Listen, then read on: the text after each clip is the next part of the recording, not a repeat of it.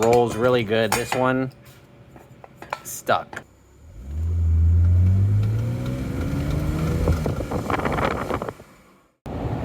Hey, welcome back to the Bimmer barn, everyone. Today we're going to be doing a quick field trip out of the barn house to go grab some parts from the local junkyard. Actually, not really the local junkyard, the Daytona Junkyard, which is about an hour away from my house. They just got a 325 Xi E46, I think also a 2005 model. And so being that I need a drive shaft and a couple of other parts, I figured that we'd head out to the junkyard since they just got the car. It's probably gonna be super fresh kill and tons of parts left on it. So I need to grab the drive shaft, maybe a couple other small things, and I'm gonna bring you guys along with me. I've got the GoPro so that we can record, and you guys will be able to see exactly what it's like pulling parts from a hot, humid Florida junkyard. So I hope you enjoyed today's video, and let's get right into it. Perfect.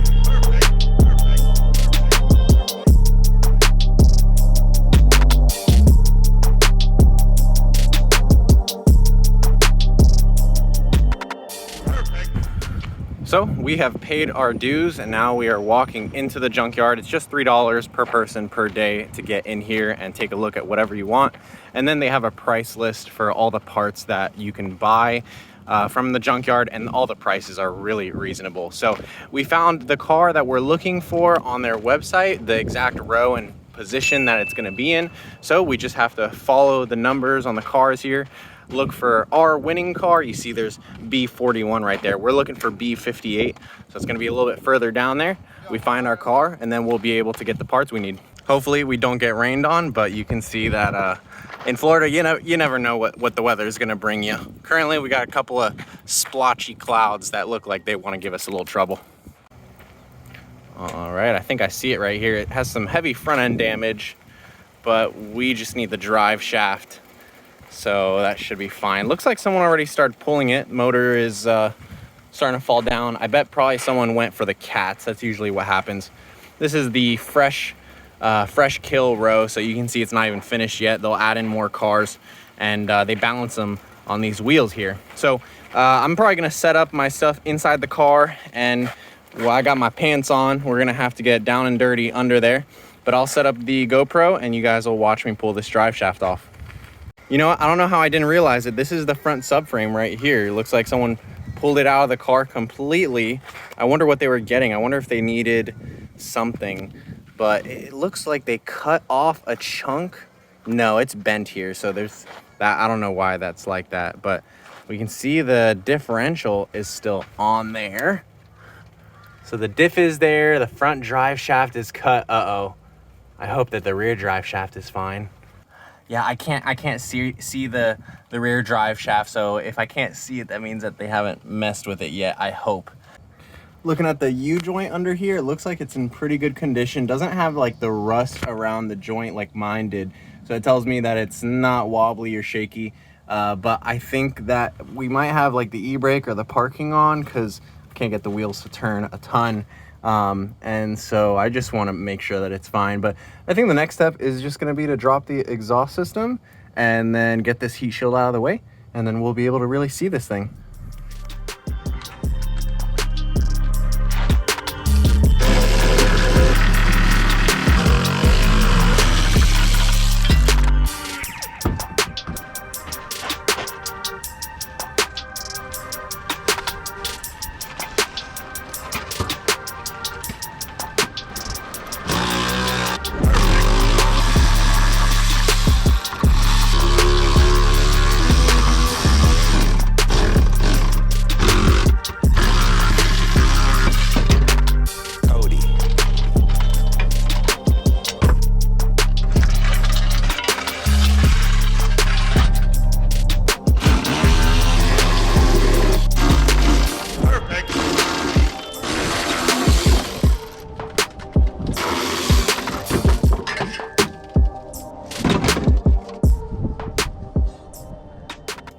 Well, we got those covers down out of the way, and like I thought, it doesn't seem like any rust is here by the drive shaft, and even the center support bearing looks good. The center the flex disc looks good as well. So the whole drive shaft, I think I'm gonna take it. Obviously I'll have to take the center support bearing, but we'll use the brand new one. And same thing with the flex disc. I think I'll leave the flex disc here. We'll use the one that's on my car. So I'm gonna go ahead and pull this thing off now. Hopefully it doesn't give me too much trouble. I do have a little bit of rain, so my legs might be getting wet, but at least I'm covered underneath this car. So let's see if we can get this thing off.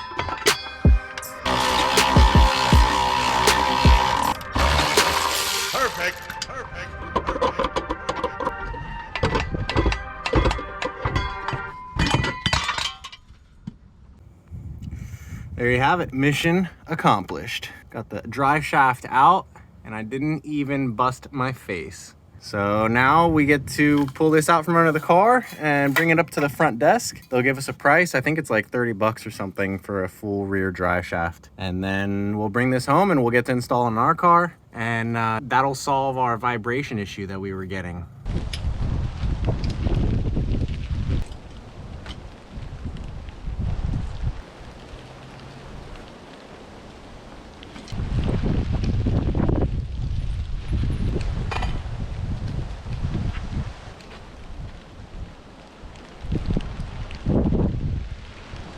Moments later. Well, I'm taking a quick breather here. Got my drive shaft. Rain is starting to pick up. It's Florida, so you can see clear blue skies on one end and rainy skies on the other. So we're gonna wait a second for it to clear down, and then I'm gonna go see, I think I saw an E39 we might be able to grab a mirror from, maybe an X5, but I wanna grab a rear view mirror. So we'll do that next.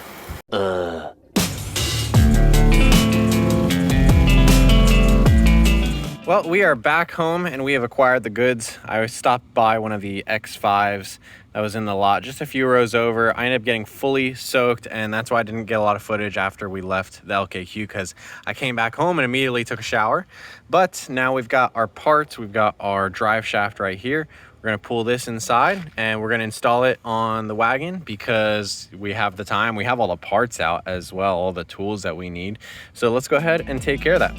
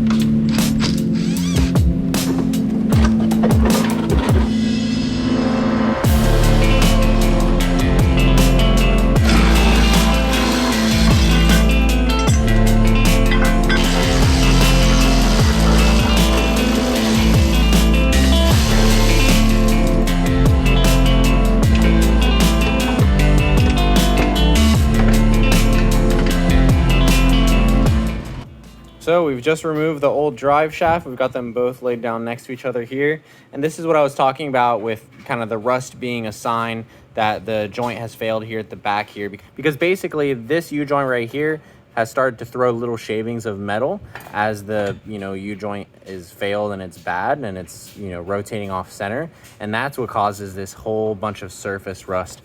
Pretty easy to spot, especially when you look inside of here. This is our new one though, and the U-joint is in much better shape. No play, rolls really good. This one stuck, so it's much harder for me to grab that, whereas this one you can see. So that's what it should look like. And like I said, we just have to replace the center support bearing now. But if you want to see how that's done, go ahead and check out my video where we just focused on the center support bearing.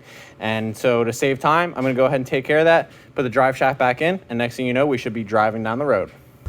Well, she's definitely driving a ton better now. No more of this silly vibration under like throttle and stuff like that. But I feel some sort of like ticking, rattling. Something in the drivetrain is still not right, not 100% balanced. Let me see if I can show it to you guys.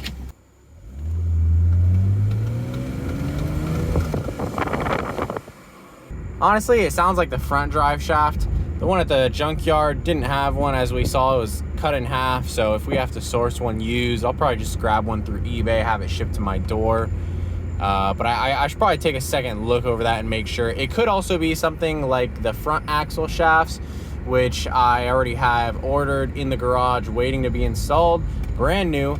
So if that's the problem, that'd be great, because we already have that problem crossed out or to be fixed.